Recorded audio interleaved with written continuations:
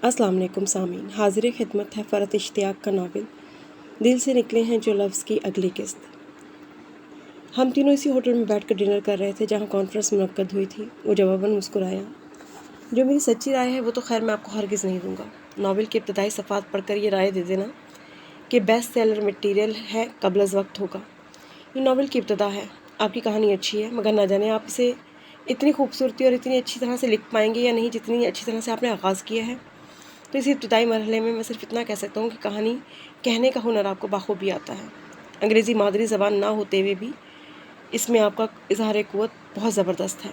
मुश्किल पेचीदा अल्फाज के बजाय आपने सादा सादा अल्फाज तहरीर किए हैं, जो किसी भी लिखने वाले की बहुत बड़ी खूबी होती है कि मुश्किल अल्फाज की भरमार से हम किसी को अपनी काबिलियत से तो मुतासर कर सकते हैं, मगर वो लफ्ज़ हमारे दिल पर असर नहीं करते। आपके लफ्ज़ दिल पर असर करते हैं। आप अपने इस नावल को ज़रूर मुकम्मल कीजिए। आप में एक अच्छा नावल निगार बनने की तमाम खूबियाँ मुझे नज़र आ रही हैं। एक पब्लिशर जो सुबह शाम कितने ही राइटर्स के काम को कबूल या मुस्तरद किया करता था, अपने काम पर राय, और वो भी तारीफ़ी राय, ज़ाहिर है मेरे लिए खुशी का बाइस थी। मगर वदिया, उसकी आंखें तो एकदम खुशी से ऐसे जगमगाने लगी थी जैसे पता नहीं उसके हाथ कौन सा ख़जाना लग गया हो।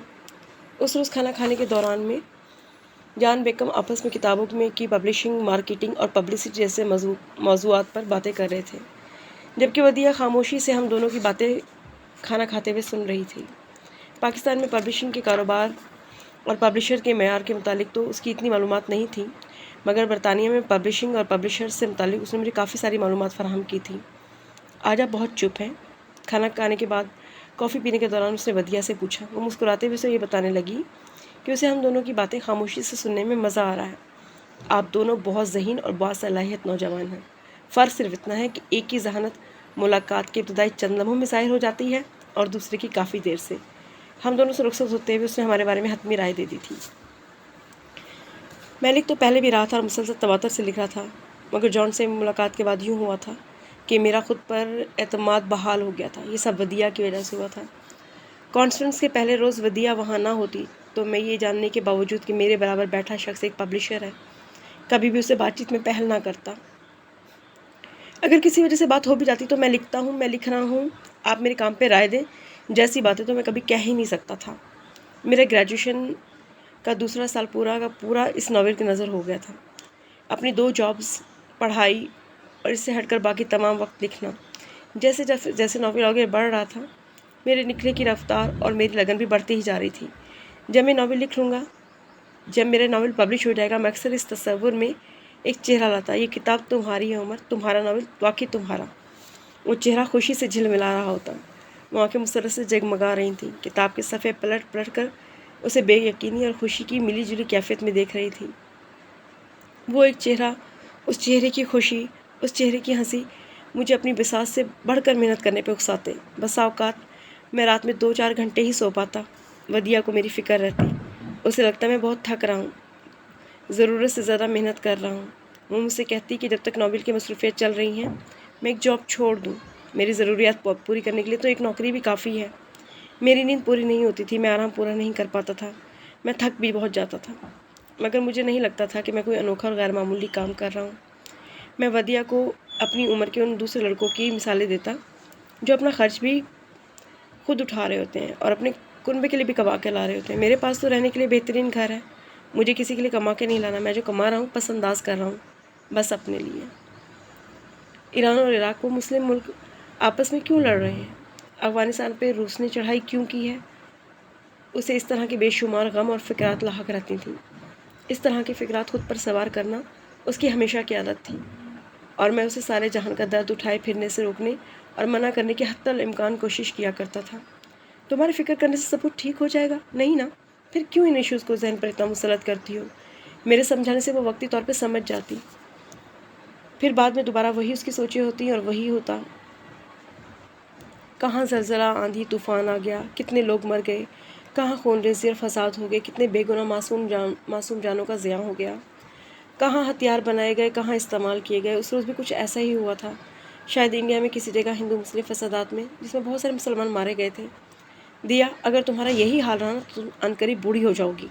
खुद पर टेंशन सवार कर कर के देख लेना, کتنی جلدی تمہارے چہرے پہ جھریاں پڑ جائیں گی، بال سفید ہو جائیں گے، جس چیز کو بدلنے پر ہمارا اختیار ہی نہیں، اس پر درد اور غم محسوس کرنے کے سوا ہم کیا کر سکتے ہیں؟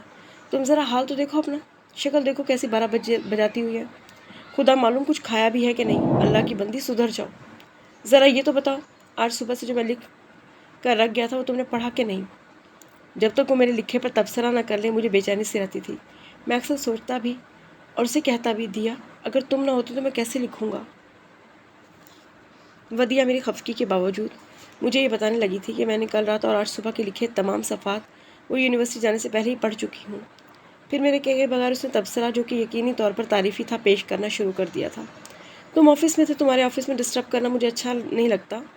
پھر ڈرائیور تو موجود تھا، میں اس کے ساتھ ابا میاں کو اسپتال لے گئی تھی، کہیں پر بھی کوئی مسئلہ نہیں ہوا۔ اسپتال کے احاطے میں کھڑی ودیا مجھے وضاحت دے رہی تھی، میرے چہرے پر غصہ، خفگی اور برہمی واضح طور پر پھیلی ہوئی تھی۔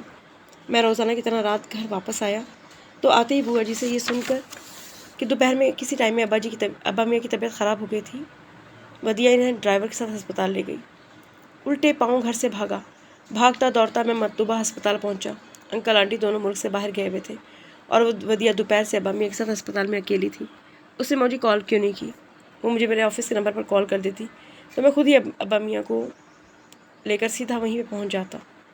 ایک اکیلی لڑکی، اسپتال کی بھاگ دوڑ، کوئی اور موجود نہ ہو تو مجبوری ہے، مگر جب میں موجود ہوں تو اسے فوری طور پہ مجھے مطلع کیوں نہیں کیا؟ اس نے ابا میاں کو دیکھنے کے بعد، یہ اطمینان پا لینے کے بعد کہ بی پی کے بہت زیادہ بڑھ جانے کے سبب ان کی طبیعت بگڑ گئی تھی اور اب وہ بہتر ہیں، میں نے ودیا سے یہی سب کچھ کہا تو میرے بات کے جواب میں اس نے کہا، تمہیں ڈسٹرب کرنا اچھا نہیں لگا تھا، کہہ کر ہمیشہ کی طرح ایک سیکنڈ میں میرے غصے کو صدمے اور رنج میں بدل دیا تھا۔ کیا ابا میاں میرے کچھ نہیں ہیں؟ صرف اسی کے کچھ لگتے ہیں؟ وہ اسپتال میں سارا دن ابا میاں کے پاس گزار دے تو یہ اس کا فرض ہے، اور میں دفتر میں اپنے کام چھوڑ کر آ جاؤں تو ڈسٹرب ہوں گا، اس لیے کہ ابا میاں میرے کچھ نہیں لگتے، صرف اس کے دادا ہیں۔ عمر پلیز خفا مت ہو، تمہارے پاس اتنی بھاگ دوڑ، اتنی محنت ہے، پھر ابا میاں کی طبیعت بہت ذرا خراب بھی نہیں تھی، صرف ان کا بی پی۔ وہ میرے چہرے کے تاثرات دیکھ کر مجھے وضاحتیں اور صفائیاں دے رہی تھی۔ میں نے کچھ بھی نہیں کہا تھا، میں خاموشی سے اس کی وضاحتیں سنی تھی۔ ابا میاں اگلی صبح گھر واپس آ گئے تھے، میں پوری رات اسپتال میں ان کے پاس رہا تھا، صبح انہیں اپنے ساتھ ہی گھر لے کر آیا تھا۔ گھر آنے کے بعد میں نے جی جان سے ان کی ذمہ داری کی تھی، ان کی دوائیں لانا، انہیں اگلے کئی ہفتے تک ڈاکٹر کے پاس معائنے کے لیے لے کے جانا میں نے اپنی ذمہ داری بنا لیا تھا۔ ودیا اور بوا جی بھی میری طرح پوری تندہی سے ابا جی کی ذمہ داری میں مصروف تھی۔ ہم سب نے مل کر ان کے لیے بے تحاشا کام کرنے اور کھانے پینے سے لاپرواہی برتنے پر سخت پابندیاں عائد کر دی تھیں۔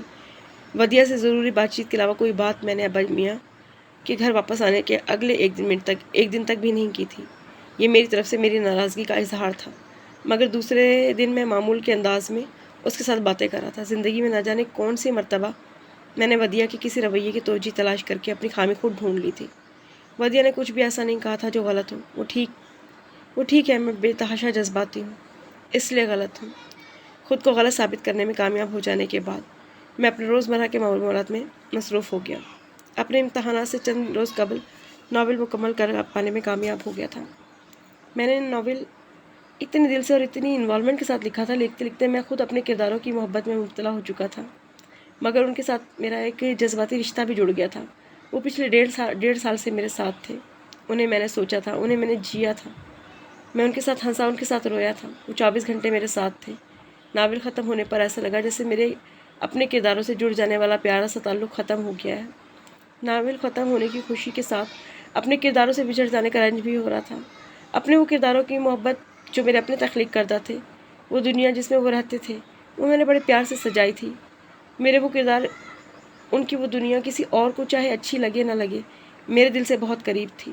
امتحانوں سے فارغ ہونے کے بعد اگلے 3 ماہ میں اپنے مسودے پر نظر ثانی کرنے، اس کی غلطیاں درست کرنے اور اس کی ٹائپنگ میں لگا دیے۔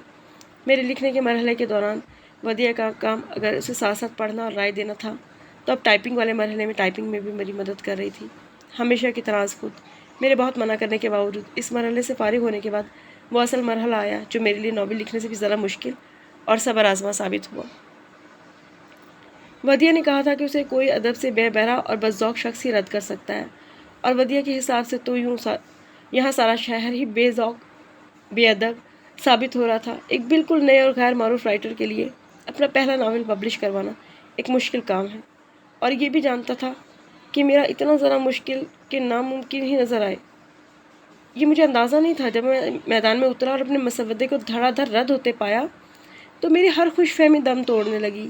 یہ احساس ہونے لگا کہ واقعی کسی میگزین میں چند صفحات پر افسانے پبلش کروانا اور کسی ناشر سے اپنی کتاب پبلش کروانے میں زمین آسمان کا فرق ہے۔ پہلی بار جب ایک پبلشر نے میرے مسودے کو ناقابل اشاعت قرار دے کر مجھ سے معذرت چاہی تو دل کو بہت تکلیف پہنچی، مگر ہمت ذرا نہ ٹوٹی۔ مگر پھر ایک کے بعد ایک مہینے مسلسل انکار مجھے مایوس کرنے لگا۔ اپنی ناول پر سنی ودیا کی ساری تعریفیں، تمام تبصرے، جان کی رائے اور اس سے پہلے کہ تمام میرے قلمی نام سے چھپنے والے افسانے اور قارئین کی توصیف و ستائش، سب کچھ مجھے جھوٹ لگنے لگی۔ ہمت ٹوٹنے لگی تھی، مگر اس مرحلے پر خود سے زیادہ ودیا کی فکر لاحق تھی۔ وہ میرے ناول لکھنے پر اتنا خوش تھی